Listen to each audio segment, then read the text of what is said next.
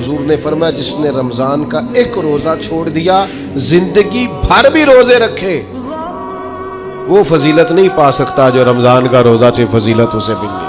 کچھ ہمارے پنجابی بہانے بھی ہیں، پنجابی بہانے، میں جی مزدوری کرنی ہوندی ہے نا پھر روزہ تو نہیں نہ رکھوں۔ اللہ نے نہیں سی پتا کہ مزدوری کرنی ہے تو اللہ نے کیوں فرض کیا روزہ؟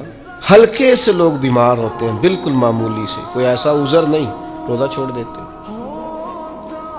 ذرا سی باتیں لے کر لوگ آپ یقین کریں اہمیت کو نہیں سمجھتے، اور بعض صرف سست ہیں، غافل ہیں، منہ پھیرے ہوئے۔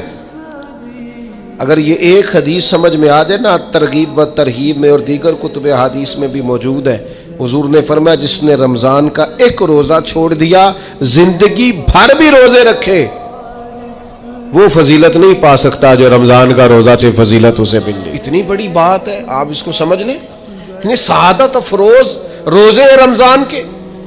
تو کوشش کریں اپنے آپ کو مینج کریں، مینٹین کریں چیزوں کو، اپنی صحت کا خیال کریں۔ میں تو دوستوں سے کہا کرتا ہوں رمضان سے پہلے جو ایام میں پہلے سے بڑھ کر اپنی طبیعت کا خیال رکھیں تاکہ رمضان میں کوئی کسی قسم کی طبیعت میں بھی کمزوری پیدا نہ ہو، اور صحیح صحت مندی کے ساتھ انسان رمضان شریف کے روزے گزار سکے۔